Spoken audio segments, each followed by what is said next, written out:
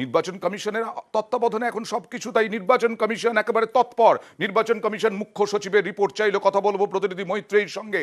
মৈত্রেয়ী, মুখ্য সচিবের কাছে রিপোর্ট চাওয়া হলো, আর কিভাবে তৎপরতা নির্বাচন কমিশনের? দেখো, আজকে সকাল থেকে যখন ভূপতিনগরের খবর আসে তারপর থেকে কিন্তু আমরা দফায় দফায় দেখছিলাম নির্বাচন কমিশনের তরফ থেকে তৎপরতা। ইতিমধ্যেই মুখ্য সচিবের কাছ থেকে রিপোর্ট তলব করা হয়েছে কমিশনের তরফ থেকে, এবং সেখানে ভূপতিনগরে কি ঘটনা ঘটেছিল এবং সেখানে কার কি ভূমিকা ছিল সেই সমস্ত বিষয়ে বিস্তারিত তথ্য চাওয়া হয়েছে।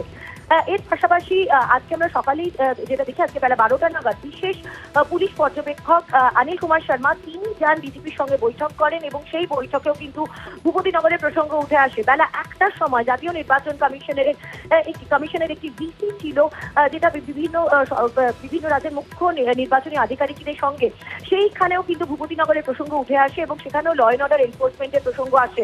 এবং সেখানে কিন্তু জাতীয় নির্বাচন কমিশনের তরফ থেকে মুখ্য নির্বাচনী আধিকারিকের দপ্তরকে কার্যত জানিয়ে দেওয়া হয় যে আরো বেশি ফোর্স আসছে, অন্ততপক্ষে 100 বাহিনীর কাছাকাছি, আরো 100 কোম্পানির কাছাকাছি কেন্দ্রীয় বাহিনী আসতে চলেছে রাজ্যে। এবং এখনো পর্যন্ত আমরা কমিশন সূত্রে যেটা জানতে পারছি যে আগামী সপ্তাহের মধ্যেই আরো 100 কোম্পানির কাছাকাছি বাহিনী এসে পৌঁছে যাবে রাজ্যে।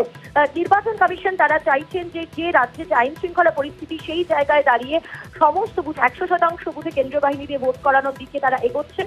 এবং সেই ভাবনা থেকেই কিন্তু একদিকে যেমন মুখ্য সচিবের রিপোর্ট তলব, অন্যদিকে ফোর্স বাড়ানোরও কিন্তু এই প্রক্রিয়া শুরু করে দিয়েছে জাতীয় নির্বাচন কমিশন। বেশ, ধন্যবাদ।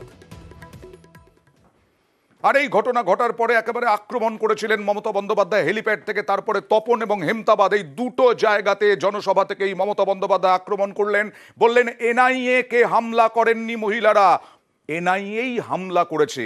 কি অভিযোগ করলেন দেখুন। আমি বাংলায় আছি বলে বিজেপির খুব রাগ, যেন তেন প্রকারণে তৃণমূলকে হারানো ওদের উদ্দেশ্য। ভূপতিনগরে হামলা হয়েছে, হামলাটা কে করেছে?